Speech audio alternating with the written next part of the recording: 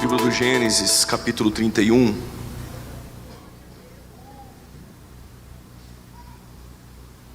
Quero ler dois textos essa noite. Livro do Gênesis, capítulo 31, a partir do versos 11. E depois iremos ler todos Gênesis 35. Livro do Gênesis, capítulo 31, a partir do versos 11. E o anjo de Deus me disse em sonho: Jacó. E eu respondi: eis-me aqui. E ele continuou: levanta-te agora os olhos e veja que todos os machos que cobrem o rebanho são listrados, salpicados e malhados, porque vejo tudo o que Labão está fazendo com você. Eu sou Deus de Betel. Diga bem forte: eu sou Deus de Betel. Diga mais forte: eu sou o Deus de Betel. Onde você ungiu uma coluna, onde me fez um voto. Levanta-se agora, saia dessa terra e volte para a terra de seus pais. Capítulo 35, por gentileza.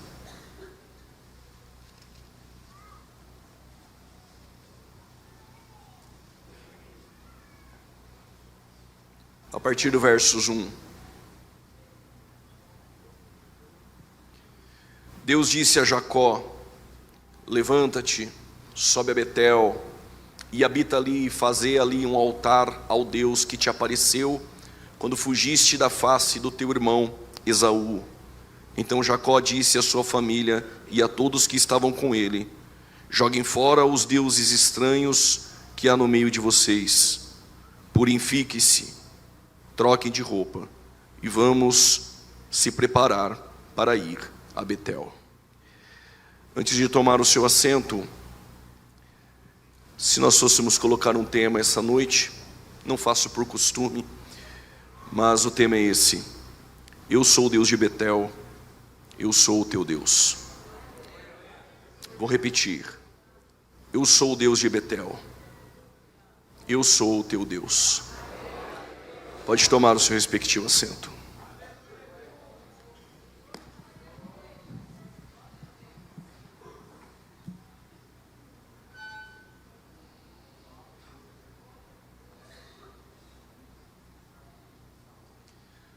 Quando nós olhamos para a vida dos patriarcas, nós poderíamos aqui pontuar centenas de lições que Abraão nos trouxera, Isaac, Jacó, até mesmo José.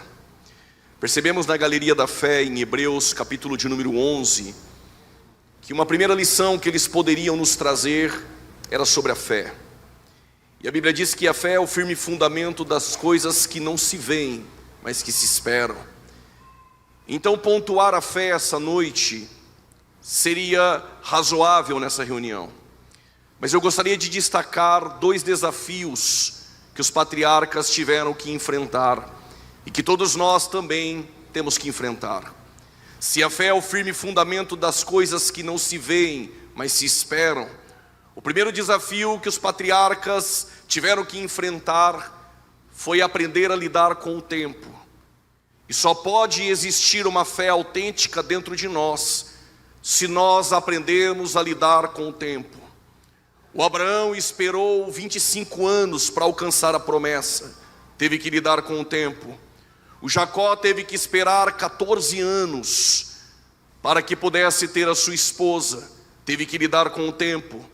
Jacó teve que esperar 14 anos, enquanto isso José esperou 20 anos para poder aprender a lidar com o tempo. Ele teve que lidar, além de 20 anos, lidar com os seus irmãos. E perdurou 20 anos o tempo para que ele pudesse voltar a se relacionar com aqueles que fizeram mal contra ele. O que eu quero lhe dizer é que Abraão esperou 25 anos, Jacó esperou 14 anos, José esperou 20 anos. Aqueles que foram chamados por Deus têm que aprender a lidar com o desafio do tempo. Mas dentro deste tempo Deus tem um propósito. E se você não aprendeu a lidar com o tempo, você não está preparado a chegar a este propósito. Se você não aprendeu a lidar com o tempo, você não vai aprender de maneira alguma a lidar com o propósito e com aquilo que Deus ainda tem a fazer em nossas vidas. Porque Deus fez Abraão esperar 25 anos antes de destacar isso. Quero lembrar algo. Deus dissera para Abraão, antes dele aprender a lidar com o tempo: sai da terra, da parentela, da casa dos pais, e vai para a terra que eu vou lhe mostrar. Eu não sei se você percebeu, mas há uma estranheza no texto. Ninguém sai primeiro da terra. Primeiro você sai da casa do pai, depois da parentela, e por fim você sai da terra. Mas Deus não trabalha com lógica. Deus trabalha em meio às improbabilidades. Então Deus não pede primeiro para você sair da casa, nem da parentela. A primeira coisa que Deus faz é: Abraão, sai da terra. E por que da terra? Porque a terra de Ur dos Caldeus era uma terra cosmopolita, perdeu a identidade, sofreu uma miscigenação. E Josué capítulo 24, do 1 ao 4 explica: Ur dos Caldeus era uma terra idólatra. Quando Deus quer te chamar para ter uma caminhada autêntica de fé e vivenciar os propósitos dele em nossas vidas, a primeira coisa que Deus faz é nos tirar do ambiente que incomoda Deus. Primeiro ponto: é necessário sair do ambiente que incomoda Deus. O que incomodava Deus? A terra. Se prepare. Então Deus te tira desse ambiente para você vivenciar uma caminhada nova de fé com Ele. Mas 25 anos se passam para ele alcançar a promessa de ter um filho. O que Deus queria em Abraão é que ele aprendesse a lidar com o tempo. E 25 anos, quando Abraão recebeu a promessa, ele tinha 75. Se com 80 ele tem Isaque, ele iria dizer: foi eu. Se com 85 ele tem Isaque, ele iria dizer: foi eu. Se com 95 ele tem Isaque, provavelmente ele poderia dizer: foi eu. Mas Paulo escreve aos Romanos e diz: Deus esperou Abraão estar amortecido com 100 anos. E por quê? Porque com 99 a 100 anos não dá para bater no peito e dizer: foi eu. Com 100 anos é necessário olhar para dentro de si e dizer: eu não posso. Aí que entra Deus. E quando você não pode, aí Ele pode. Quando você não consegue, é aí que Ele consegue. Enquanto você disser: sou eu, você não vive o propósito. Mas quando tu entender que não é você, Ele entra na tua história.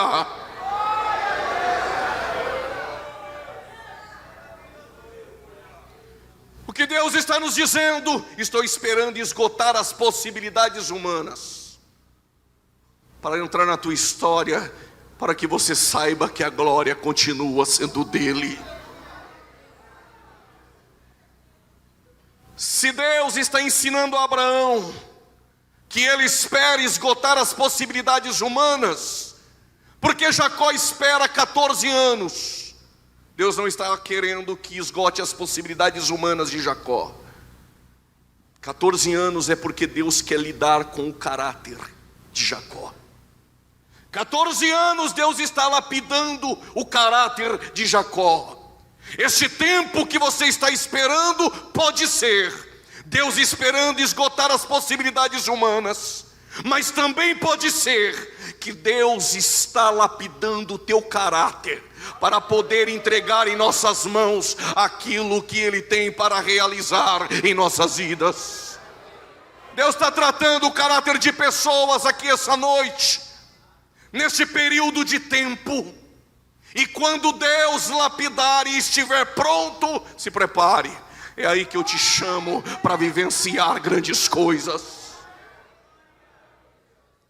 Com Abraão ele esperou esgotar as possibilidades humanas. Com Jacó ele está lidando com o caráter de Jacó, lapidando. E com José? José tem um caráter ilibado, porque ele espera 20 anos.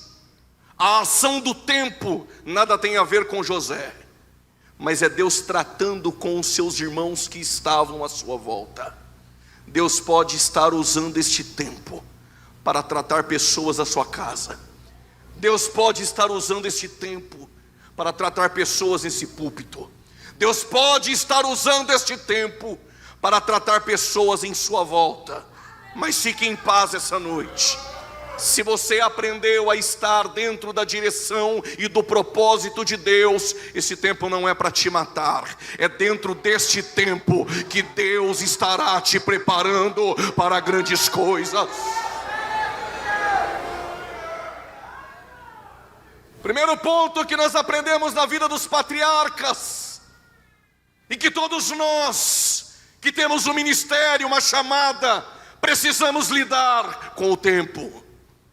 Segunda coisa, segundo desafio que os patriarcas tiveram que enfrentar: mudanças.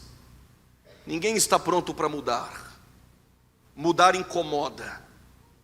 Tanto mudar geograficamente, ou alterar algumas coisas dentro de nós. Isso incomoda, porque nós não queremos que haja mudanças em nós, nem geograficamente e nem introspectivamente. Mas não dá para ser obreiro, não dá para ter um ministério, sentar no banco da igreja e dizer: eu sou assim e não mudo. Se você disser eu sou assim e não mudo, você não entendeu o que é evangelho. Evangelho traz mudanças. Porque Deus não nos aceita como nós somos. Vou repetir: Deus não nos aceita como nós somos. Deus te aceita como você está, não como você é. Porque se Deus te aceitasse como você é, a cruz era em vão. Mas Ele te aceita como você está. Mas quando você vem, se prepare para as mudanças que Deus tem em nossa vida. Então eu tenho que aprender a lidar com mudanças, sim. Todos nós devemos estar prontos para mudanças. E eu provo: aquilo que vem dos homens necessita ser mudado, mas aquilo que vem de Deus não necessita passar por mudanças. Aquilo que vem dos homens necessita ser mudado, mas aquilo que vem de Deus, ninguém muda. Qual é o nome do menino? Abrão. Quem colocou o nome? Terá. Foi os homens? Foi o homem. Então tem que passar por mudanças. A partir de agora é Abraão. Qual é o nome do menino? É Jacó. Quem colocou? Isaac. Tem que passar por mudanças. A partir de agora é Israel. Qual é o nome do menino? Isaac. Não toque, não mude, não altere. Por quê? Foi Deus que deu. O que vem dos homens precisa ser mudado, mas o que vem de Deus não necessita passar por mudanças.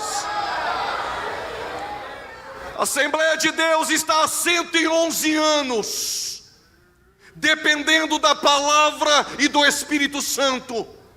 Então não queira mudar o que veio de Deus. Não precisa inventar, não precisa modificar.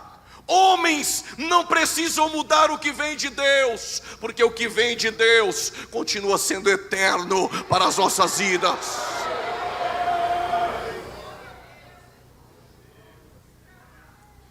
E se nós inventarmos algumas coisas novas, possa ser que nós iremos trazer os jovens de volta.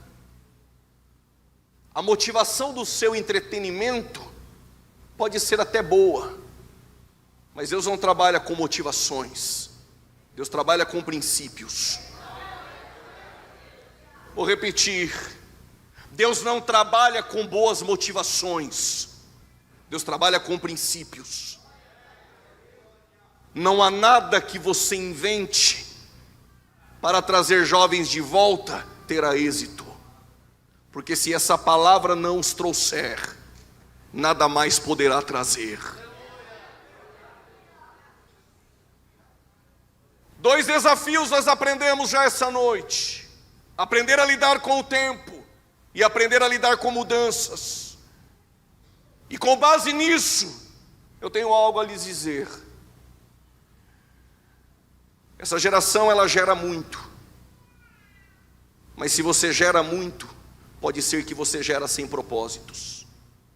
Quem gera sem propósitos gera segundo a carne, mas quem gera no tempo de Deus gera segundo Deus.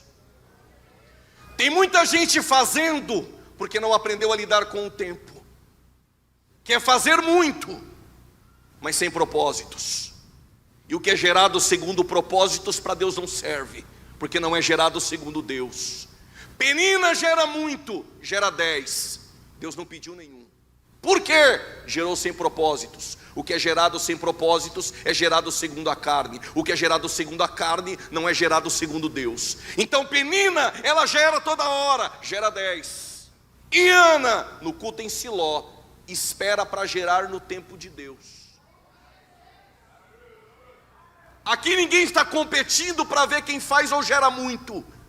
O que vale no reino é se gera segundo Deus. E para gerar segundo Deus, tem que gerar segundo o tempo de Deus.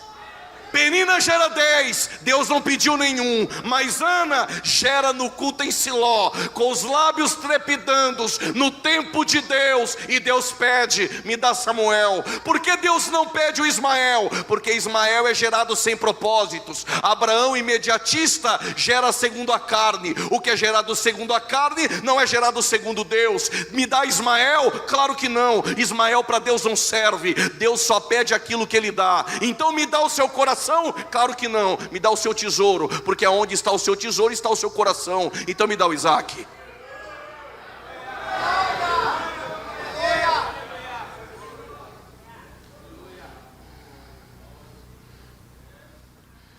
Tu pode fazer muito, mas precisa compreender se está fazendo no tempo de Deus. Deus está nos chamando para aprender a gerar segundo Ele. E quem gera segundo Deus, gera no tempo de Deus. Gênesis continua a história. E agora nós temos Isaac já em uma fase adulta. E o Isaac casado com Rebeca. E o texto nos informa: Rebeca era estéril. E aqui fica um ponto para a gente pensar. Todas as vezes que Deus quis mudar o curso da história, de um ventre estéril Ele fez nascer um menino. Vou repetir. Todas as vezes que Deus quis mudar o curso da história, de um ventre estéril Ele fez nascer um menino. Quando Ele precisava de uma grande nação do ventre estéril de Sara, esposa de Abraão, Ele fez nascer Isaac. Quando Ele precisava dar seguimento ao desdobramento da nação do ventre estéril de Rebeca, esposa de Isaac, Ele fez nascer Jacó. Quando Ele precisava de um avivamento em Israel do ventre estéril de Ana, esposa de Eucana, Ele fez nascer Samuel. Quando Ele precisava de um libertador na tribo de Dan, esposa de Manoá, estéril, Ele fez nascer Sansão. Quando Ele precisava de uma voz para clamar no deserto do ventre estéril de Isabel, esposa de Zacarias, Ele fez nascer João Batista. Mas quando Ele precisava salvar a humanidade, não foi de uma estéril. Eis que uma virgem conceberá e dará à luz a um filho, e o seu nome será chamado Emanuel.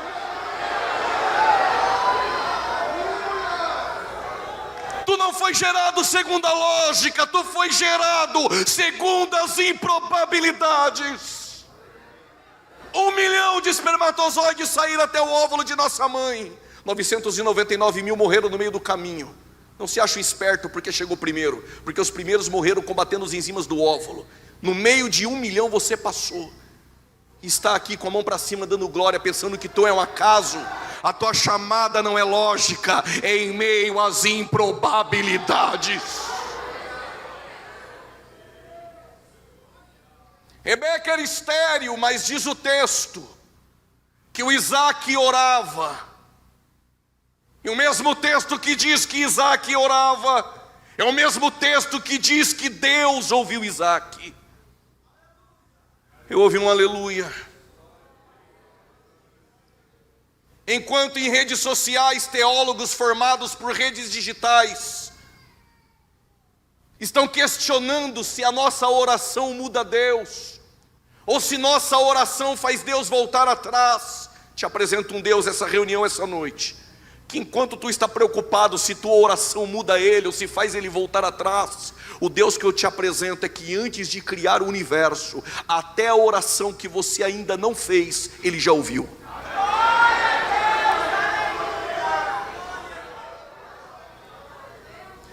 Antes de criar o universo, Ele já sabia que tu estaria aqui essa noite, glorificando o nome dEle. Por isso que Ele não te chama com base no seu passado ou no seu presente. Ele nos chama com base na presciência, naquilo que Ele sabe sobre nós e nem você sabe. Deus ouviu Isaac. Mas será que dá para a gente cantar essa noite que Deus não rejeita a oração? Provérbios 28:19. Aqueles que se desviam da lei, até suas orações são abomináveis.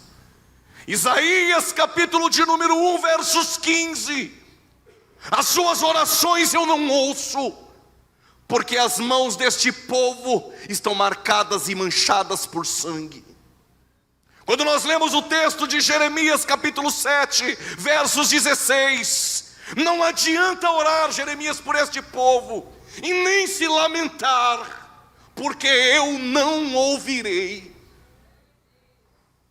Vai para nós obreiros agora, 1 Pedro capítulo 3, versículo de número 7.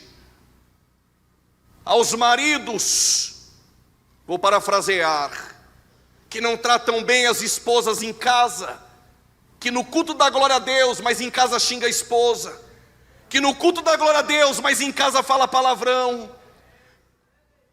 Pedro diz, as suas orações, grifo meu agora, do lado de dentro, serão interrompidas pela sua conduta e seu viver do lado de fora. Mas quero te adiantar algo essa noite. Deus não rejeita um coração contrito e quebrantado. Deus ouvirá nossas orações. Aquela que é estéril, agora ela vai gerar. Detalhe, o Isaac ora para ter um filho. Deus deu 2. Mas Deus não deu somente 2 indivíduos. Deus deu 2 nações. Porque Ele é poderoso para fazer muito mais além daquilo que estamos pedindo ou pensando. Isaac pediu um filho. Deus deu 2 nações. A tua oração pode fazer gerar proporções muito maiores do que suas próprias expectativas. Só que quando os meninos começam a crescer, o Isaac, ele gosta mais do Esaú do que de Jacó. E Rebeca tem afinidade mais afetiva com Jacó do que com Esaú. Por que o Isaac gosta mais do Esaú? Esaú é da caça, agrada o coração do pai. Jacó é mais caseiro, agrada o coração da mãe. Mas eu não estou pregando para pessoas que estão agradando o A ou B. Eu quero saber quem agrada é Deus. Aleluia, tu vai dar agora. Primeiro tópico da mensagem essa noite.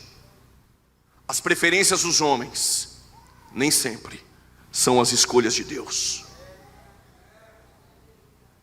Muita gente para pouco, glória a Deus, mas eu sou motivado a isso. Mas vou dizer outra vez, as preferências dos homens nem sempre são as escolhas de Deus. Existe na história um curso natural, mas também existe na história um Deus que trabalha no caminho inverso. Existem muitos que estão no caminho natural, mas alguns que estão aqui em cima conosco entraram no caminho improvável de Deus. Para muitos era Esaú, mas Deus mudou o curso, e Romanos capítulo 9, Paulo diz, e o que o Paulo diz, abre um parênteses, não é uma dupla predestinação, e nem uma eleição incondicional, com presciência, com base na fé prevista por Deus de antemão. Não estamos falando de 2 indivíduos em Romanos 9, estamos falando de 2 nações. E diz o texto, Deus escolheu Jacó e aborreceu Esaú. Para os homens é Esaú, Para Deus é Jacó. Para os homens, quem sabe nem era você. Mas para Deus, te colocou de pé aqui essa noite. Para os homens, a cadeira não era sua, mas para Deus, pela presciência, Ele já te viu quando você nem imaginava.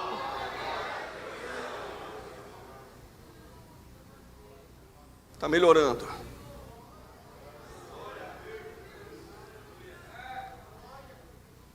Quem foi gerado pelo curso natural, é normal ficar assim mesmo. Mas quem foi gerado na improbabilidade, eu sei porque tu está dando glória. Existia uma mulher chamada Tamar. O Judá buscou essa mulher da terra dos cananeus e deu de esposa a um dos seus filhos, E o texto descreve que não tinha relações com ela. Não sabemos porquê. Segundo o Talmud, ele não tinha relações com Tamar para que ela não tivesse filhos, envelhecesse e se tornasse uma mulher, perdoa-me o pejorativo, uma mulher feia, diz o Talmud, não a Bíblia. Deus o matou. E por que Deus o matou? Porque da semente de Gênesis 3,15, o seu curso tem que passar pelo ventre de Tamar. Mas quando você impede o plano de Cristo, pode ter certeza, Ele te tira do caminho. Não entendeu? Eu vou repetir. Se está boicotando o ministério e querendo impedir o que Deus tem, Deus tira você e põe outro. Eu preciso ser mais claro. Deus matou Então Judá, segundo uma lei do liverato, que talvez deveria ter um outro nome, porque antes da lei, a lei do liverato vem na lei, em Levítico. Mas já existia o conceito dessa lei dentro do código de Hammurabi em Babilônia. Então o que Judá fez? Pegou Tamar e deu para o seu outro filho mais velho. Quem era? Onã. E o texto diz que Onã tinha relações com Tamar, mas o sêmen ele jogava fora. Eu conheço obreiros assim como Onã. E eu vou dizer porque eu não prego por agenda. Onã é daqueles que ele não quer dar continuidade naquilo que começou. Então o que ele faz? Vou boicotar. Não vou dar continuidade. Cruzo o braço, também não vou fazer. E está torcendo para dar errado. Está sentado, torcendo para o pregador não ser usado. Está sentado, torcendo para Deus não usar a irmã. Está sentado, torcendo para dar errado no ministério do irmão. A obra de Deus continua com você torcendo contra ou não. Estou pregando porque o dono da obra está em nosso meio essa noite. Pode torcer, fazer figuinha para dar errado. Quando Deus quer fazer, Ele usa, Ele faz para a glória dEle.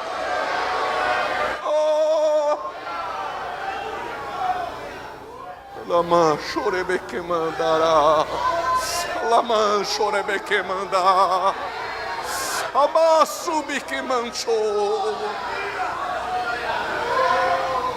Deus vai tirar aqueles que têm a síndrome Jonã do nosso meio.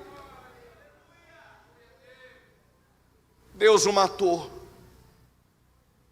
E agora, Judá está preocupado. Perdeu 2 filhos. Tem o caçula. Não vou dar Tamar para ele não. Desprezou Tamar. E Tamar foi embora. Teve 2 camas, 2 endereços, 2 certidões de casamento. É fácil pregar em cima de Tamar. Difícil é conhecer a história de Tamar. Tamar sabe que do ventre dela tem que passar uma semente. Porque quando Deus olhou para Abraão, Ele viu uma nação, e dessa nação o Messias. Quando Deus olha para ti, o que Ele vê é muito maior do que você imagina. Não é só uma semente que vai passar por Tamar, mas é o desdobramento de uma nação, e dessa nação virá o Messias, para salvar eu e você.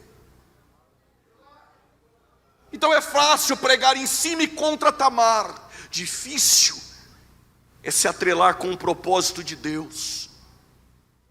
O que ela faz? Se veste de prostituta cultual e fica em uma esquina. Quem está passando, velho Judá? Tu conhece a história, não preciso me desgastar. Judá avista Tamar, cobiça Tamar e quer se deitar com Tamar. Então ela diz: tem que pagar. Parafraseando, só tenho lenço, cajado e selo, então me dá. Ele entregou na mão dela, se relacionou com Tamar. 8 meses se passam, Tamar está gestante, grávida. Alguém disse: Judá, tua nora cometeu adultério. Judá diz: então temos que matá-la. Tem muitos assim, irmãos, já começaram a acender a fogueira, para queimar está cheio. Manda chamar Tamar, quando ela vem, a fogueira está acesa. Só que Tamar não pode morrer. E por que ela não pode morrer? Porque ela tem algo em mãos. Conhece tu isso aqui? Meu Deus, tu vai dar agora. Sabe o que Judá lembrou? Quando seu pai recebeu a visita dos sírios, e Judá trouxe a roupa ensanguentada de um animal e apresentou as vestes para o seu pai. Conhece tu isso aqui? Jacó disse: é do meu filho José. Quando a mulher disse: conhece tu isso aqui? Passou um filme na mente dele e ele disse: eu não valia nada, só porque hoje Deus me deu um pouquinho, eu já estou querendo queimar todo mundo. Alguns pegou aqui. Chegou no ministério queimado, não tinha nada. Deus deu um pouquinho, agora quer queimar todo mundo. Aí ele se lembrou quem ele era e quem ele se tornou. Ele disse: essa mulher é mais justa do que eu. Mas é sobre isso que eu quero falar.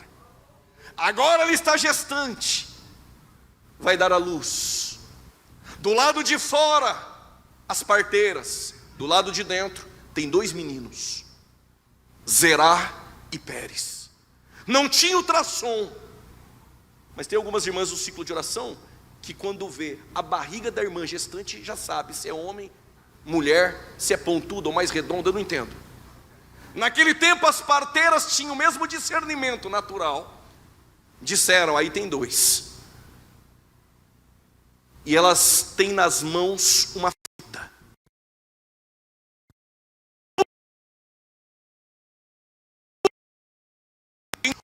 É o primogênito.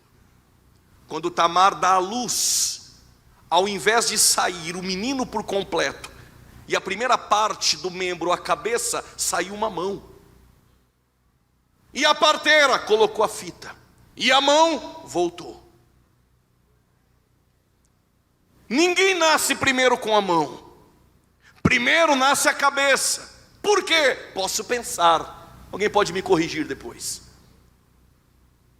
Bereshit, encabeçando, é uma nova criação. O cabeça de toda a criação, ele é eterno, mas o cabeça de toda a criação é que traz nova todas as coisas, é Cristo. Quando uma criança nasce, tem coisas que Deus estabelece e não muda o homem. Vou repetir, tem coisas que Deus estabelece e não muda o homem. O que Deus estabeleceu? Quando uma criança nascer, sai primeiro a cabeça. Por quê? Uma nova vida, uma nova etapa, nova todas as coisas. Então quem está na posição daquilo que Deus estabelece, primeiro sai com a cabeça. Só que quem está fora da posição, sai com a mão.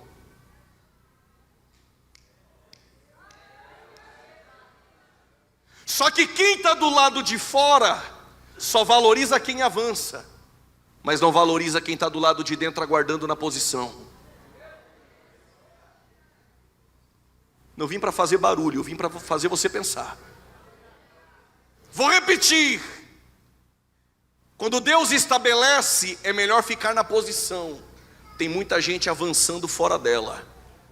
Só que quem está do lado de fora só valoriza quem avança, mas não valoriza quem está na posição do lado de dentro.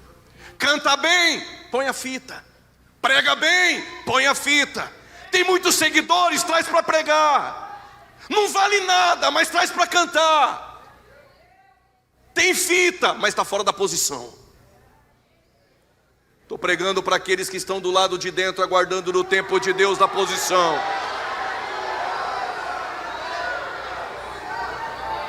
Por favor, alguém pega isso aqui essa noite. Estou pregando para aqueles que estão do lado de dentro na posição. Está sem fita, mas está na posição. Não está aparecendo, mas está na posição. Melhor estar na posição do que avançar fora dela.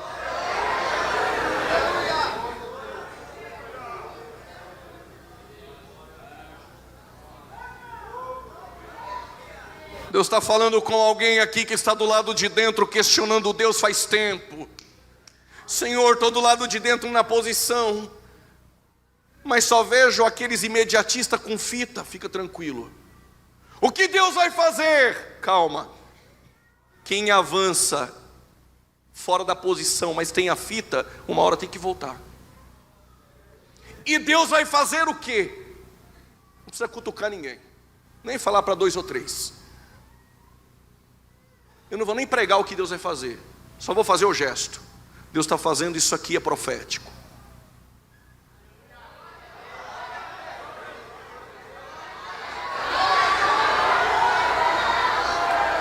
Só dá glória quem está do lado de dentro na posição.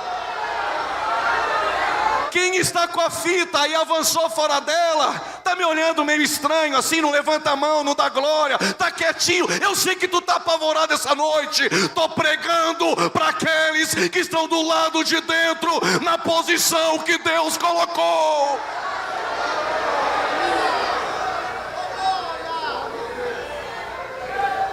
Pregador, e por que tu está pregando isso sem medo? Porque aquele a quem eu sirvo garante a palavra. Segundo, porque aprendi também a ficar do lado de dentro na posição. E passe o que passar, deixa eles com as fitas. Uma hora Deus faz assim, ó.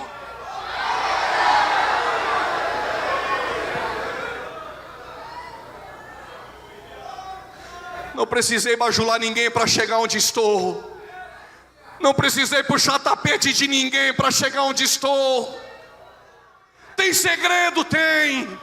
Do lado de dentro, na posição, chorando nos pés dele. Mas a qualquer momento, ele muda o ambiente do lado de dentro.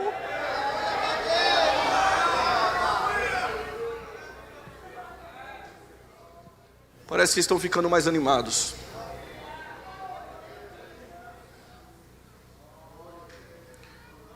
Lembre dessa palavra essa noite. Veio um pregador aqui. Não precisa lembrar meu nome. Mas veio alguém aqui que deixou Deus usar a boca dele para dizer: Deus vai movimentar o ambiente do lado de dentro. Eu vou repetir: Deus vai movimentar o ambiente do lado de dentro. Pregador, saiu da mensagem? Claro que não. Aos olhos dos homens era zerar. A preferência dos homens, zerar. Quem tem a fita, zerar. Mas a escolha de Deus é Pérez. Quem vai carregar a semente do Messias não é zerar. Deus escolheu Pérez. A preferência dos homens está caminhando com a fita, mas a escolha de Deus, a quem Ele chama e coloca de pé.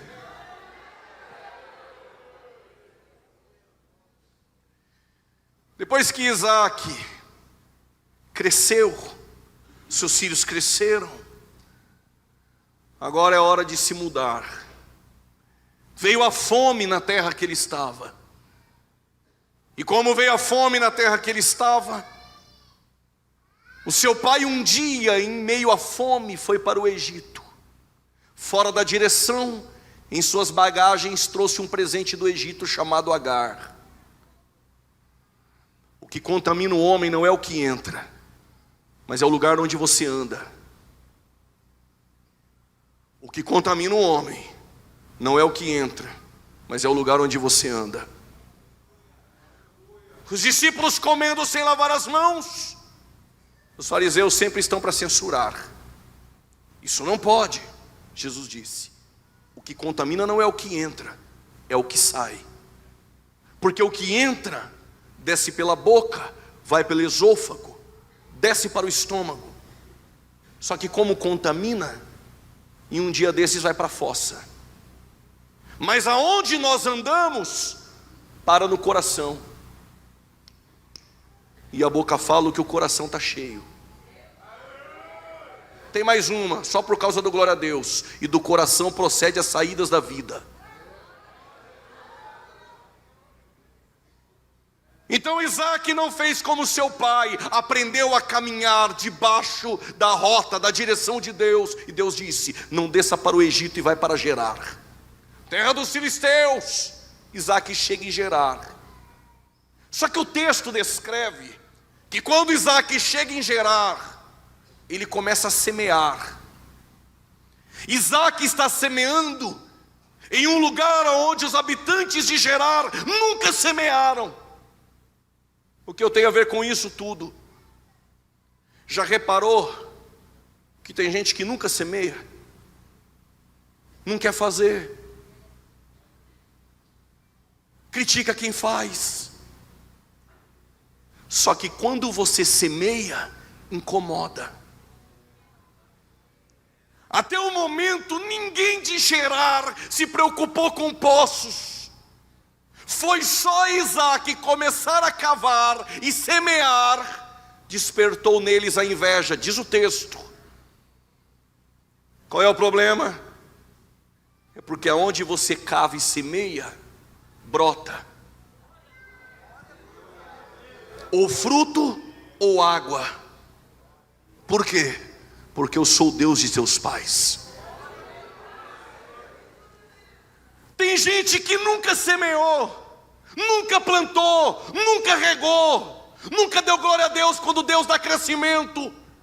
Mas foi só o poço que nunca se preocuparam, dar água, querem beber. Foi só a árvore plantada, ser regada e crescer, querem sombra. Quer sombra para o teu ministério? Bacana. Plante árvores. Ouviu um glória ali? Quer sombra para o teu ministério? Plante árvores. Não dá para beber água de poço que tu nunca cavou. Não dá para usufruir da sombra de árvore que você nunca semeou.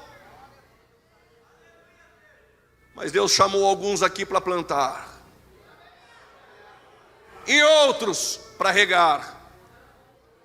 Porque não queira também você plantar e regar sozinho, porque no reino não tem carreira solo. Não, mas eu sou itinerante, eu saio por aí. Não tem carreira solo. Um planta, o outro rega. E não precisa de motivações. Seja coach, seja teologia liberal, seja o que for. Quem dá o crescimento é Deus. Vou repetir, quem dá o crescimento é Deus. O meu papel é semear, do meu irmão é regar. E Deus dá crescimento na sua obra. Está pronto para crescer?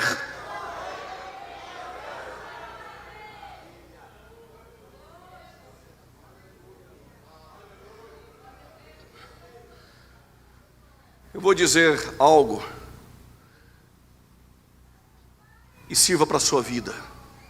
Você que pede, tu pede unção? Unção atrai. Tu quer conhecimento? Conhecimento separa. Pregador, mas o Espírito Santo não é unidade? Sim. Quem separa são aqueles que nunca entenderam o que é unidade. Unção traz pessoas, seguidores. Prega com unção, tenha unção. Até quando inventavam aquela heresia de receba a minha unção, transferência de unção, pegando o texto isoladamente de porção dobrada, inventaram tanta heresia em nossas igrejas, em nossos púlpitos, que está demorando anos para desconstruir essa heresia que construíram. A Assembleia de Deus nunca teve transferência de unção. Sai com essa heresia para lá. Mas quando alguém percebe que o companheiro tem unção, se aproxima. Tem azeite, se aproximam. Mas se andar com quem tem azeite, acendesse lamparina, não tinha 5 loucas. Também não sei se você pegou. E por que o conhecimento separa? Porque conhecimento coloca a seita no lugar dela, coloca o pecador no lugar dele na mesa. Pregador, não estou entendendo. Eu cresci ouvindo. Você é José. Deus vai te exaltar. Teus irmãos vão ficar lá embaixo e vão te ver, e vão ver a exaltação. Quer honra? E a gente pulava, falava em línguas, cutucava o irmão, levanta, dá glória, se não der vou embora, essas coisas. A gente fazia tudo isso. Aí estudando a Bíblia, eu percebi o nosso lugar na mesa. Você é José? Quem era o filho predileto do pai? Você. Quem teve as vestes repartidas? Você. Quem foi vendido pelos seus irmãos? Foi você. Quem foi caluniado e foi para o Egito? Foi você. Quem foi preso injustamente? Fomos nós. Mas José sentou à mesa e trouxe todos aqueles que fizeram mal contra ele, e ainda os perdoou e os serviu. O conhecimento nos coloca na mesa certa. Qual é o meu lugar nessa história? Não, nós não somos José. José é aquele que andou em Nazaré e foi vendido, que teve na cruz as vestes repartidas no caminho das dores, que foi caluniado e preso injustamente. Ele é José. E nós, os irmãos de José, ou não éramos nós que tínhamos inveja? Ou não éramos nós que mentíamos? Ou não éramos nós que antigamente estávamos na prostituição? Mas o nosso José nos perdoou, nos colocou essa noite na mesa dele, e está nos servindo para a glória do nome do Pai. A unção atrai, o conhecimento coloca pessoas em seus devidos lugares. Mas nem todo mundo está pronto a ouvir a verdade.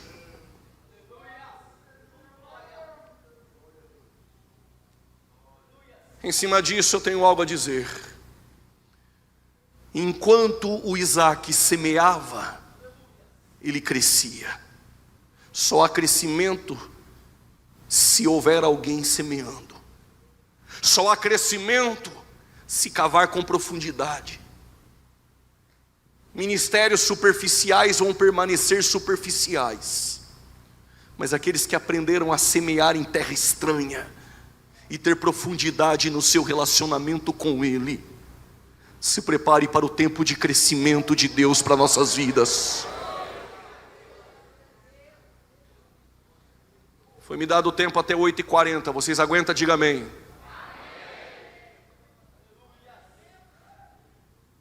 Enquanto Isaac morava em Gerar, ninguém mandou ele embora. Porque tem pessoas que até querem que você cresça, não mais do que eles. Vou repetir. Tem pessoas que até querem que você cresça, mas não mais do que eles. O texto diz que quando Isaac cresceu, Deus foi com ele. Deus prosperou, Deus abençoou. Não é porque você é bom, é porque Deus faz. Só que quando ele cresceu, o texto nos relata e atesta Isso incomodou os filisteus. O nosso crescimento incomoda alguém. Pergunte para Faraó. Quando os hebreus cresciam, ele aumentava o jugo. Enquanto os hebreus cresciam, ele pensava: se eu aumentar o jugo, eles vão parar de crescer. O que Faraó e Satanás precisam saber essa noite, e os filisteus precisam saber essa noite, que quanto mais invejam, que quanto mais aumentam a carga, quanto mais fazem pressão, mais Deus está dando crescimento.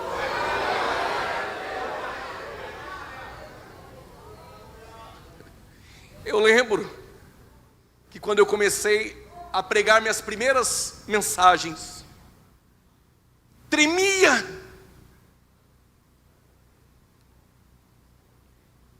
E aí tem sempre aqueles obreiros que acham ser melhores do que você, que quando você chega eles fazem aquela cara assim estranha, não abre a boca para dar um glória a Deus, nem no louvor, nem na hora da mensagem. Olhe para a cara deles, e eles jogam uma pressão para cima de você, para Deus realmente não te usar.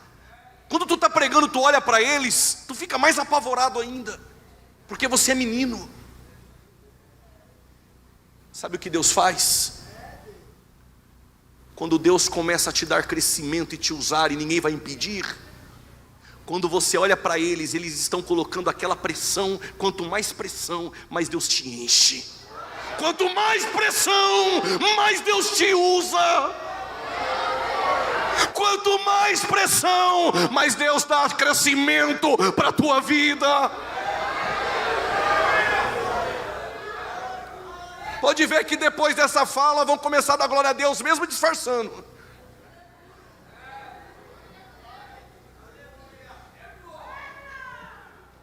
Ouvi um glória ali, ó. Deus está falando com o povo. Deus está falando com o seu povo.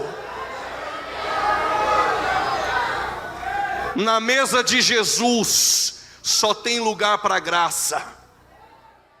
E quando nós entendemos o que é a graça, não tem ninguém bom aqui. Mas essa síndrome também aconteceu com os discípulos de Jesus. Na mesa com Jesus, estavam discutindo quem era o maior. E o que Jesus fez? O que os escravos faziam no século I. Tirava o vestido, pegava a toalha e uma bacia e lavava os pés. O nosso Deus, que se fez carne e não deixou de ser Deus, queria ensinar uma lição para nós que estamos na mesa de Jesus. O maior não é o que prega, o maior não é o que canta, o maior não é o que aparece mais. O maior no reino ainda é aquele que serve.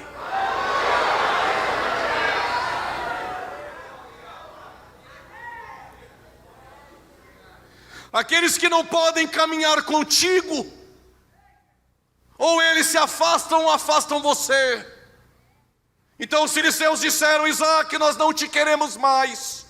Mandou ele embora. E ele foi para o vale. O teu crescimento não depende do ambiente. Vou repetir, o teu crescimento não depende do ambiente. Se Deus te chamou, Ele te faz crescer em qualquer lugar. Quando Isaac chegou no vale, cavou, deu água de novo. Até no vale Deus faz sair água. Pode colocar o obreiro naquela congregação ruim, lá no cantinho do vale, não mora ninguém perto. Só cave. Deus vai jorrar água até da onde não tem.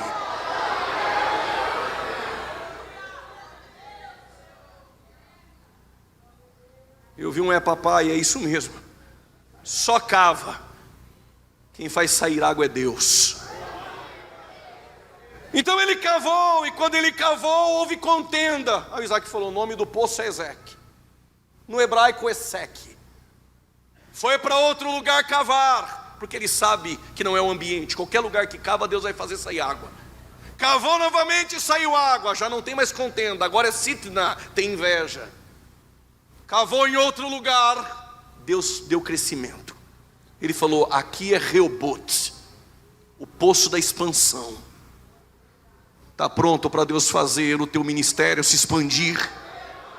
Vou perguntar, depois de tudo que ouvimos, mesmo os obreiros de Eseque que vão contender, obreiros de Sitna que vão invejar, mas Deus está chamando essa noite obreiros de Reobote, que quando cavam, Deus está largando o ministério, Deus está dando crescimento, Deus está expandindo para a glória dEle.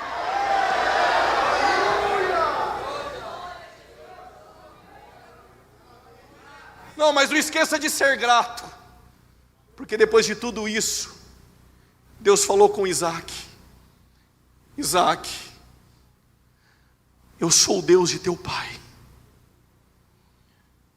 e eu que faço prosperar na tua vida. E o que Isaac fez? Gratidão. Levantou um altar a Deus e adorou a Ele. Depois que Deus começar a fazer, não se esqueça quem você era, e que foi Ele que te fez chegar até aqui.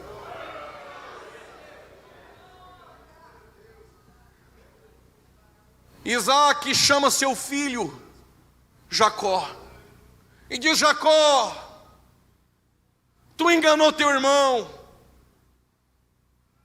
Lembra da primogenitura? Tu me enganou, Jacó. E aí Rebeca diz ao filho que ela tanto ama: vai embora para a casa do teu tio Labão, e quando chegar lá, arruma uma mulher no meio da parentela. Quem está comigo, diga amém. Estou indo para concluir. Jacó se levanta e perceba algo: Rebeca e Isaac direcionaram o filho Jacó para ir para a terra do seu tio, preparou o casamento. Para Ismael não fizeram nada disso. Esse é um dos grandes conflitos em nossas casas. Direcionamos uns, esquecemos os outros. Mas isso é uma outra mensagem para outro dia. O Jacó então se levanta e segue o conselho da mãe e vai rumo a Padã Arã, saindo de Berseba. No meio do caminho ele sente sono, cansaço. É natural obreiros cansarem no meio do caminho. Mas se você é direcionado pelo peso da responsabilidade, a chamada, ela é cansativa. Mas se você é direcionado pelo peso da chamada, tu aguenta caminhar. Então Jacó, no meio do caminho, no pôr do sol, ele vai dormir. Olhem para cá, por gentileza, toda atenção é pouca. O Jacó não tem R$1 no bolso. Era igual eu e você. Não tinha R$1. Terno, quando ganhava, maior. Sapato, fazia assim com os dedos para ver se servia e vinha para o culto. Mas chorava, dava glória a Deus. De ônibus, de a pé. Assim era Jacó. Sabe o que Jacó tinha? Uma pedra. Colocou e fez de travesseiro e dormiu. Tu já teve noites assim?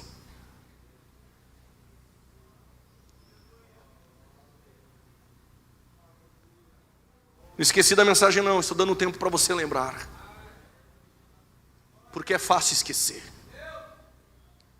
E quando ele dormiu, aquela noite que parecia ser longa, ele teve uma visão. Qual é a visão? Ele viu uma escada que chegava no topo do céu, e anjos subindo e descendo, e o Senhor com ele. Pergunta: quem é a escada? Porque não tem mensagem sem Jesus. Se na mensagem não tem Jesus, não é mensagem. Coloca outro nome. Quem é a escada? A escada que chega no topo e anjos sobem e descem. Natanael soube. Em breve vocês verão o Filho do Homem e os anjos subindo e descendo. Só tem uma escada que leva o nosso ministério a contato com o céu. Só tem uma escada que leva o pecador aos céus. E na visão Deus falou com Jacó e disse: Jacó, assim como eu fui com teus pais, eu serei contigo. Mas Jacó não tem nada, só tem uma pedra. Não, Deus não te chamou olhando para aquilo que você tem e o carrega. Deus falou: eu sou o Deus dos seus pais, eu vou caminhar contigo e eu vou te guardar na caminhada. Lembra? Jacó acordou. Ele disse: este aqui não é um outro lugar. Quão terrível é este lugar, porque Deus está aqui. Vou repetir: Deus está aqui. Como se chamava aquele lugar? Até ter um contato com Deus era luz. E aí Jacó disse: esse lugar se chamará Betel, Bet-El, lugar de encontro com Deus, a casa de Deus. Lembra quando Deus apareceu e você não tinha nada? O Isaac já era rico, tinha um altar, e Jacó não tinha nada. Então o que ele fez? Igual eu e você. Lembra no início da fé? Ele pegou a única coisa que ele tinha, era uma pedra. Ele pegou a pedra e fez assim: isso que eu tenho, Senhor, para te oferecer. Eu não sei onde ele arrumou um pouquinho de óleo, colocou sobre a pedra e falou: aqui é Betel, mas eu faço um voto, Senhor. Se o Senhor for comigo, se o Senhor me guardar na caminhada, eu voltarei aqui, Senhor. Pagarei os meus votos, darei o dízimo. Deus falou: está combinado, Jacó. Tenho 5 minutos. Jacó foi para a casa do seu tio, saiu de lá rico. Cresceu tanto na casa de Labão que diz o texto: o olhar de Labão não era favorável. A expressão hebraica não é favorável. Houve mudanças no semblante. É a mesma história de Isaac em Gerar. Enquanto tu não cresce, está tudo normal. Quando Jacó, dentro do ambiente de Labão, começou a crescer, começaram a olhar para ele estranhamente. Lembra do semblante de Caim? É só ver Deus usar o Abel, cai o semblante deles. É só ver Deus fazer crescer Jacó, o olhar deles já não é mais o mesmo. Dá uma olhadinha nesse irmão que está do teu lado, dá uma olhadinha no olhar dele. Veja como ele está essa noite. Se ele está feliz porque Jesus está trazendo pão para nós essa noite, ou se ele está acostumado só com cutuca, chacoalha, fala para 2 ou 3, ou se nós estamos acostumados com Deus vai dar vitória, Deus vai te honrar, Deus vai te levantar por cabeça. Chega com essa comidinha estragada. Deus está tratando com obreiros e membros e pastores, e comigo é pela palavra.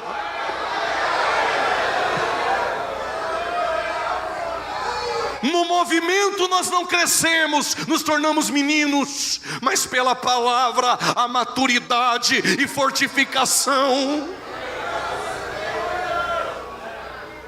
Ninguém mais pode impedir Jacó de crescer, está rico. E como Jacó está rico, ele achou melhor ir embora. Sabe por quê? Porque tem horas que o ambiente não te suporta.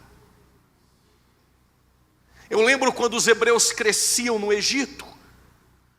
Uma hora tem que parir os hebreus para o deserto, para alcançar Canaã. Chega uma hora que você cresce tanto que até Faraó ajuda no crescimento sem saber. Chega uma hora que o Egito não te suporta. Chega uma hora que Antioquia te leva para fora. Chega uma hora em que Jacó tem que caminhar sozinho, porque Deus fez. Porque Deus fez. Porque Deus fez. Vou corrigir para aqueles que Deus ainda não fez. Deus fará. Deus fará. Qual é um dos segredos ministeriais? Não confronte com Labão. Não entre em atrito com Sabalate, Tobias e Gesem. Por quê? Porque de maneira nenhuma podemos descer no vale do Ono, porque nós temos uma grande obra. Eu não gosto de contar história da mensagem, mas eu abro um parênteses aqui, acredito que seja a segunda vez na vida. Um dia, um reverendo americano disse: nunca perca tempo em atritos com aqueles que querem impedir o teu crescimento. Não dê satisfação. E por que não? Porque assim você promove rebeldes. Tem pessoas que só querem se promover, e quem tem uma grande obra a ser feita não perde tempo descendo ao vale do Ono. Continue crescendo com humildade. Diante dela irá a honra de Deus. E Jacó está caminhando sozinho. E ele caminhando sozinho, ele vai dormir. E agora, Deus apareceu a ele novamente. E Deus apareceu e disse: Jacó, eu sou o Deus de Betel. Quando tu não pregava em lugar nenhum, quando tu não tinha R$2 para dar de oferta e ficava com vergonha, quando o diácono passava com a salva, quando tu vinha de a pé ou de ônibus e não tinha nenhum carro lá fora. Hoje está com 5 ternos, né? O carro está bonito. As irmãs têm vestidos para escolher, bolsa, dependendo do culto. E Deus está dizendo: eu sou o Deus de Betel. Quando ninguém dava a mínima para ti, Jacó. Jacó, quando olhava para trás, foragido do irmão, foragido do pai, enganador, nome sujo, um passado terrível. Mas eu prosperei na tua vida, Jacó. Te dei condições, te abençoei, caminhei contigo e te guardei até aqui. Lembra, Jacó, lá em Betel, quando numa mensagem ruim, tu chorava, falava em línguas estranhas. Agora está difícil até dar glória.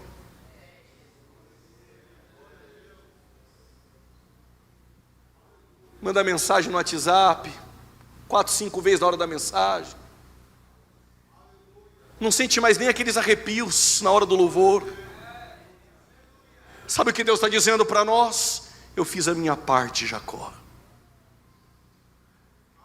Eu vim aqui para dizer: eu sou aquele Deus que te apareceu e caminhou contigo. Estou esperando você fazer a tua parte que me prometeu, Jacó. Lembra do glória a Deus, lembra das línguas estranhas, lembra do lenço, lembra das orações da madrugada. Lembra, Jacó, quando tu vivia em santidade, quando tu só tinha uma pedra e mais nada, e me oferecia.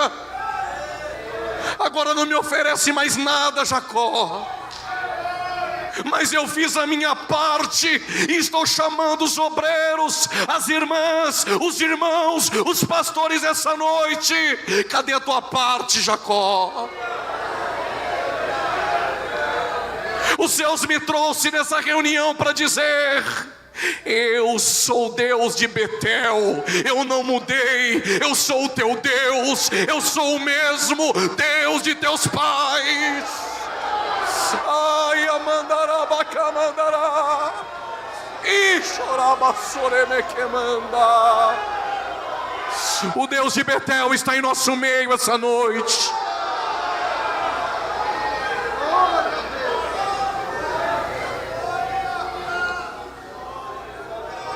Sabe como Jacó está?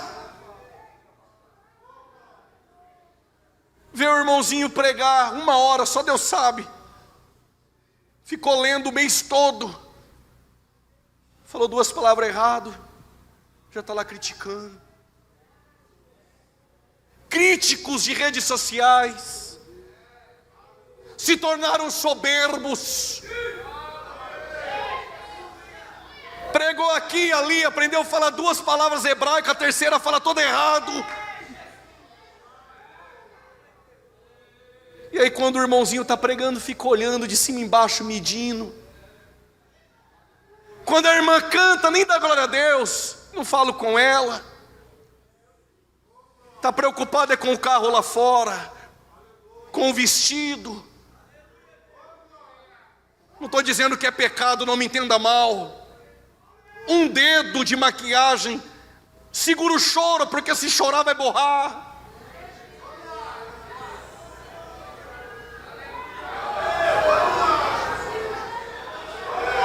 Este não é um outro lugar senão a casa de Deus. Este não é um outro lugar senão a casa de Deus. E o Deus de Betel está em nosso meio.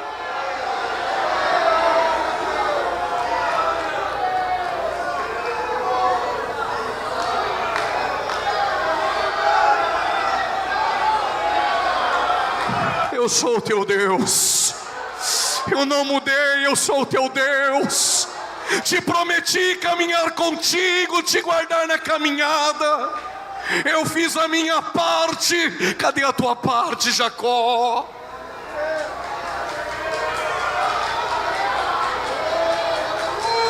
Sinta a presença do Espírito Santo em nosso meio.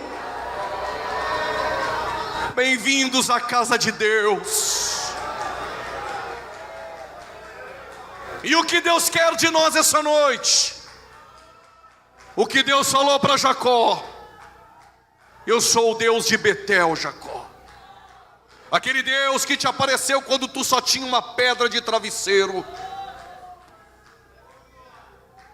Volte para Betel, Jacó.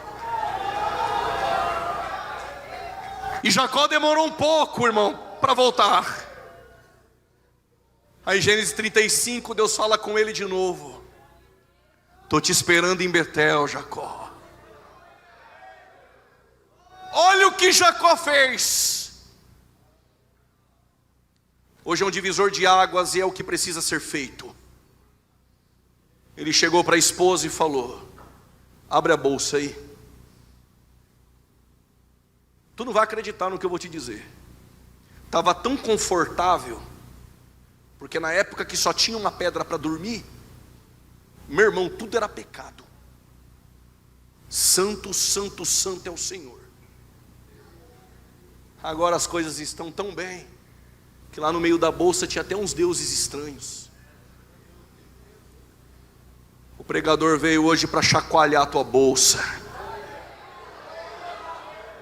para arrancar daí de dentro aquilo que em Betel tu não tinha. Porque para voltar a Betel, precisa voltar com a mesma santidade.